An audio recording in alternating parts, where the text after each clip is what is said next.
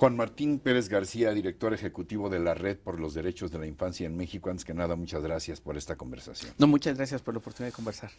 Juan Martín, según los datos recientes, existen en México más de 12,000 sitios de Internet en los que se difunden videos o fotografías de niños, niñas que son víctimas de explotación sexual. ¿Cómo fue que llegamos a este grado de perversión en México, al grado de que ya se nos empieza a conocer como la Bangkok de Latinoamérica?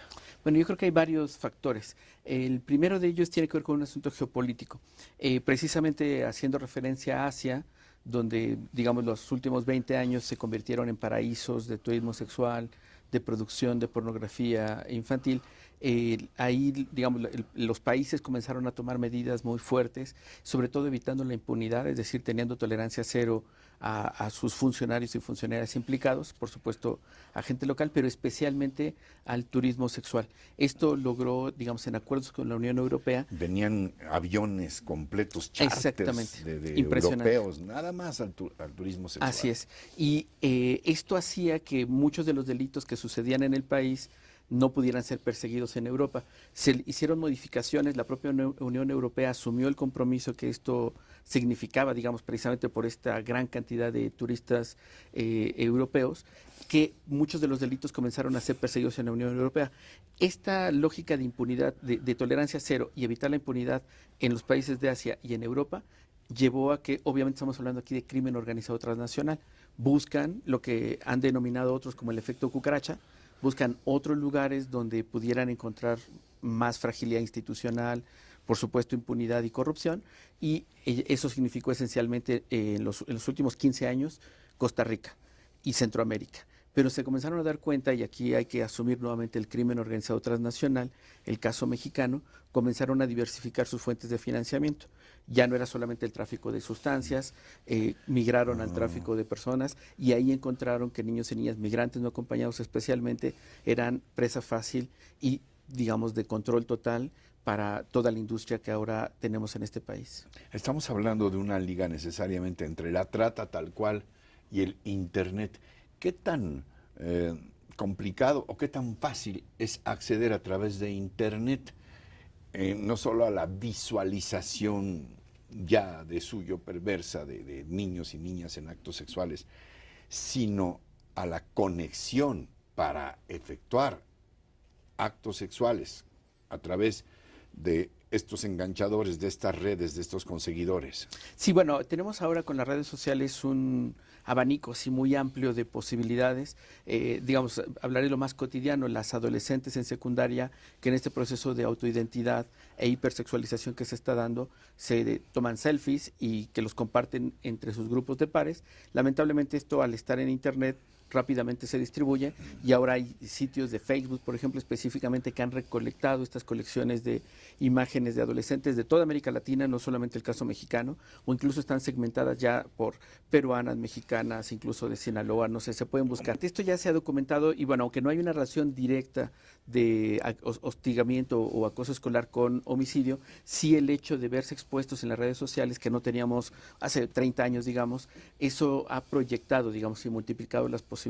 Hay otro segmento que tiene que ver con el consumir pornografía infantil en Internet, que hay muchos sitios, o sea, que tienen, digamos, aparentemente más 18 como signo, es decir, aparentemente las actrices serían mayores de 18 años de edad, lo cual no es de ninguna manera posible comprobar, y uno percibe o ve, digamos, a partir de la apariencia física que serían adolescentes entre los 14 y 16 años de edad.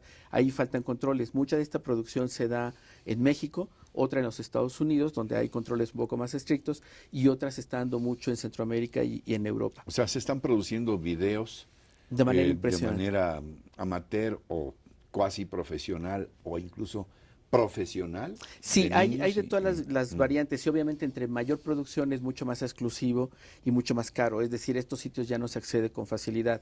Hay que tener, digamos, una tarjeta de crédito específico y demás, pagar ¿no? por el Y hay proceso. otro segmento, un tercero, estoy agrupando de manera muy esquemática, un tercer segmento de una cosa mucho más atroz, más grotesca, violaciones y otro tipo de expresiones, entre esos también, que están estas producciones diseñadas o de manera específica con niños y niñas niñas y que están disponibles en lo que se conoce como la Internet negra, digamos, la Internet... la infrarred. Así es. Y que tampoco es difícil acceder a ello, es decir, solamente con ligas específicas. Hay ya criterios que el crimen organizado transnacional y estos pederastas tienen. Por ejemplo, los sitios no duran más de 48 horas. Si hay alguna sospecha, por ejemplo, de algún usuario, se desactivan las conexiones. El Internet ha mejorado en sus formas de seguridad y esto, por supuesto, no solamente lo usan los grupos criminales, también pederastas, no necesariamente organizados, aunque hay que tener claro que en realidad la mayor parte de quienes producen, distribuyen, son ya grupos organizados. En Europa, por ejemplo, se han hecho operaciones de ir detectando con inteligencia cibernética, incluso seguimientos hasta por un año, año y medio. Han detenido a más de 100 personas de muchos países de Europa y siempre los vínculos llegan a México. Lamentablemente no somos un país que se precie, digamos, por tener una sólida institucionalidad. ¿Qué estamos dejando de hacer? Pues mira, hay una triada perversa, pero esta que voy a decir el público dirá es que aplica a todo. Sí, aplica a todo y en esto tiene una implicación mayor. Frágil institucionalidad para cumplir nuestras leyes, corrupción e impunidad.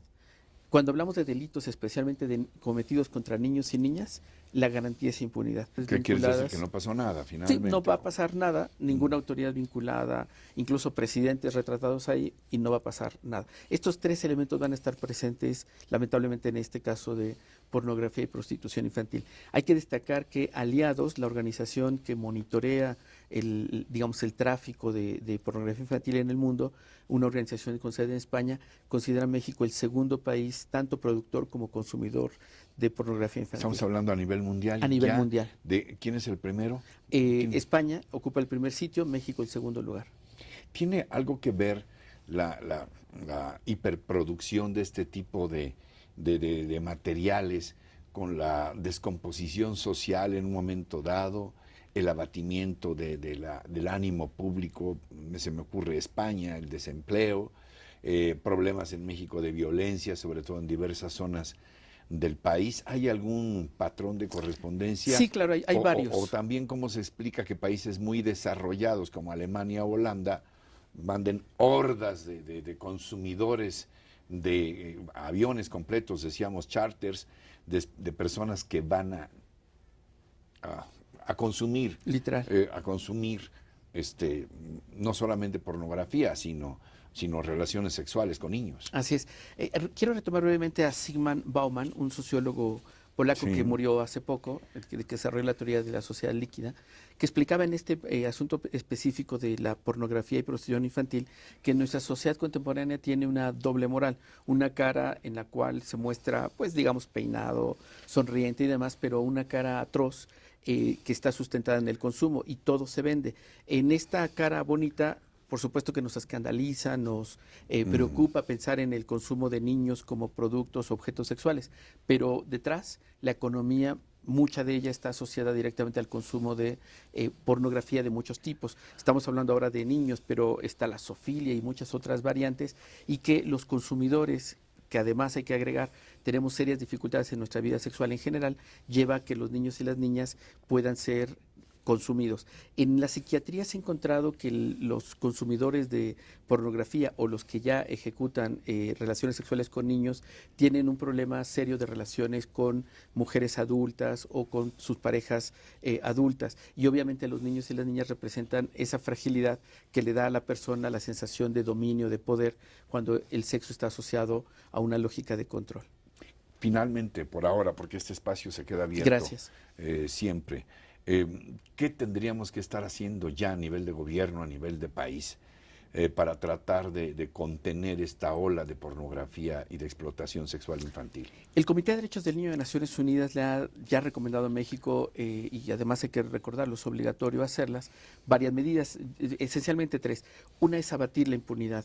Tenemos un problema muy serio, para dar una idea al público, hay más de 3,000 investigaciones por trata, menos de 60 sentencias. O sea, el porcentaje es impresionante.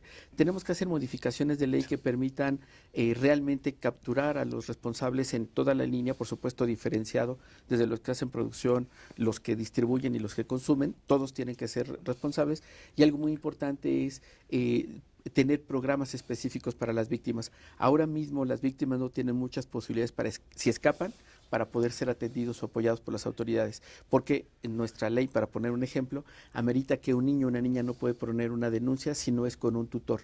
Eso significa que queda invalidado o imposibilitado una víctima menor de edad que quisiera denunciar cuando incluso familiares o cercanos estuvieran vinculados, no lo podría hacer. Ese tipo de cosas tenemos que modificarlas. Ahora sí, finalmente, ¿qué le dirías a los padres de familia, a los propios niños, adolescentes que nos estén escuchando? ¿Cómo detectar cuando hay un pedófilo al otro lado de la pantalla? Yo les invito a que no tengan miedo a las redes sociales, sino que hagan como cuando se llama la autopista de la información. ¿Qué hacemos cuando sacamos a nuestros niños a la calle? Pues los acompañamos, les enseñamos cuáles son los semáforos, cuándo cruzar o no. Igual tenemos que hacer con las redes sociales. Tenemos que estar con ellos cuando estén en el internet, tenemos que conocer a sus amigos y por supuesto si notamos cualquier cambio de conducta, hay que parar y poner atención y dialogar con ellos o buscar ayuda profesional.